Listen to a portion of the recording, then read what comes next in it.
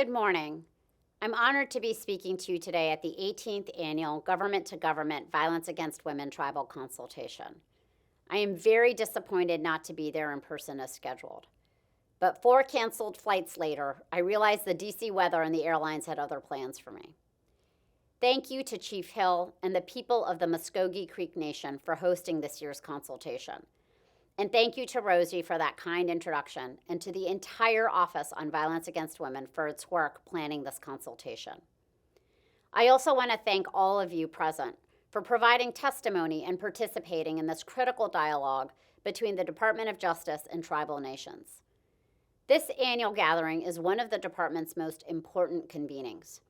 Hearing directly from tribal leaders and those who have worked hard to address the issues of domestic violence, sexual assault, dating violence, stalking, homicide, and trafficking is vital as we evaluate and continue to refine policies and programs designed to address these crimes. Having spent my career as a civil rights lawyer, ensuring access to justice and safety for underserved communities, the department's work on these issues is deeply important to me. Rates of violence against American Indian and Alaska Native women and girls are unacceptably high and demand our urgent attention. Native women are disproportionately affected by violent crimes, including rape and murder, at rates that surpass national averages. Tragically, homicide is one of the leading causes of death for women and girls in tribal communities. And instances of domestic violence and sexual assault shouldn't be viewed in isolation, but as a direct reflection of the systemic injustices, institutional failures, and historical trauma faced by Native and Indigenous communities. Your stories and lived experiences hold the power to bring about change. This is precisely why this consultation is so important. By listening to you, we will move in the right direction. As Associate Attorney General, I have prioritized listening to tribal leaders and activists, including through visits to tribal homelands. I oversee the Justice Department's grant-making offices, as well as the divisions responsible for most of our civil litigation involving tribes or tribal issues. To do that most effectively, I think it is important that I engage directly with tribal leaders and members. It's important to see firsthand how Native communities are using Justice Department resources, and to hear about how we can improve, make funding more accessible, and work with our tribal partners to tackle the unique public safety challenges in your communities. It's important, ultimately, to get a real sense for the impact of our work and our decisions. In June, I had the privilege of visiting the Mille Lacs Band of Ojibwe in Minnesota, the day the Supreme Court issued its decision in Holland v. Brackeen, rejecting a challenge to the Indian Child Welfare Act. It was a tremendous day of relief for those of us at the Justice Department who defended ICWA in court, but really so much more so for the Mille Lacs Band and countless other Native people and communities across the country.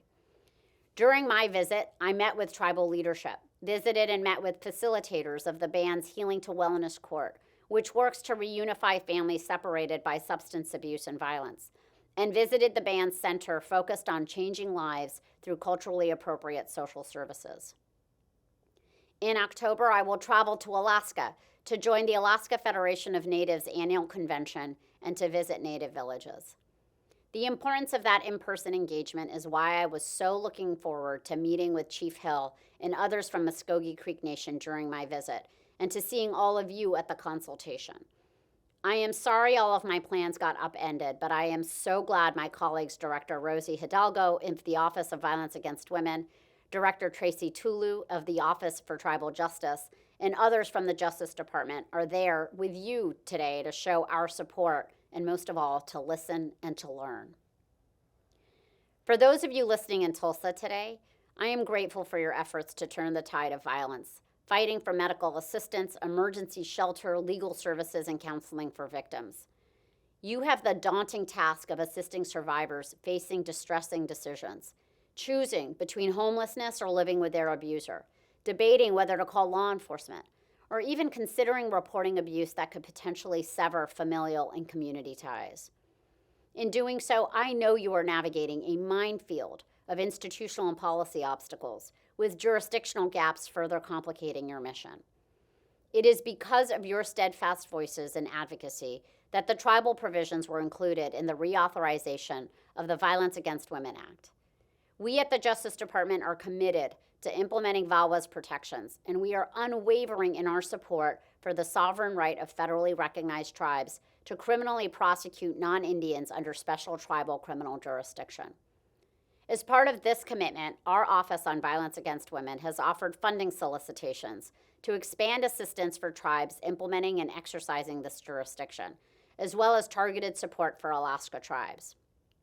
And in April, OVW published regulations implementing VAWA's new program to reimburse tribal governments for expenses incurred in exercising the jurisdiction. We have heard from you about the need for an Alaska-specific intertribal technical assistance working group and improved access to grant support. I am thrilled to announce today that the department is awarding the Alaska Special Tribal Criminal Jurisdiction Technical Assistance Grant to the Alaska Native Justice Center. This award will provide necessary training and technical assistance to Alaska tribes that wish to exercise special tribal criminal jurisdiction and will support the establishment of the Alaska Intertribal Technical Assistance Working Group. This work includes peer-to-peer learning opportunities, training and technical assistance for tribal leaders, judges, court personnel, prosecutors, law enforcement, victim advocates, child welfare staff, and others within the Alaska tribal system and community, all of which is necessary for effective implementation and exercise of special tribal criminal jurisdiction in Alaska Native villages. Last year, the department's grant-making offices, the Office on Violence Against Women, the Office of Justice Programs, and the COPS Office awarded over $246 million to tribal entities. I am proud of this number, and I know you are putting those dollars to important uses, helping survivors of domestic and sexual violence, funding police officers to investigate cases, training tribal prosecutors, and so much more. I also want to make sure funds are accessible to tribes and that our grants and the process for obtaining them works for you. To that end, the Office on Violence Against Women has been ramping up outreach, providing support to tribes on how to apply for funds and making the application process easier. Outreach efforts include capacity building with a planning phase for tribes who have never had OVW funding, an opportunity for 24 months of non-competitive funding, a video series on how to leverage OVW tribal funding opportunities, and pre-application webinars to review solicitations and answer questions. Additionally, the department's Office for Victims of Crime increased the flexibility of the Tribal Victim Services Set-Aside grant program to address missing person cases involving American Indians and Alaska Natives through supporting private search efforts and improving coordination from MMIP cases. And the COPS Office continues to invest in the Tribal Access Program to enhance the ability of tribal governments and their authorized agencies to access, enter information into, and obtain information from national criminal information databases, as well as to provide funding for the hiring, training, and equipment of law enforcement personnel. Funding can't compensate for devastating losses or justice denied, but it is a vital step toward ensuring the safety of Native women and girls, preventing violence, and supporting families of the murdered and missing. There is much work left to be done, but you are doing the work, and I hope we can continue to be good partners in it. This consultation is an opportunity for the Justice Department to hear from you, to learn from you, as we work together to drive change where there is injustice. Thank you for your time, your commitment, and your willingness to share during this year's consultation.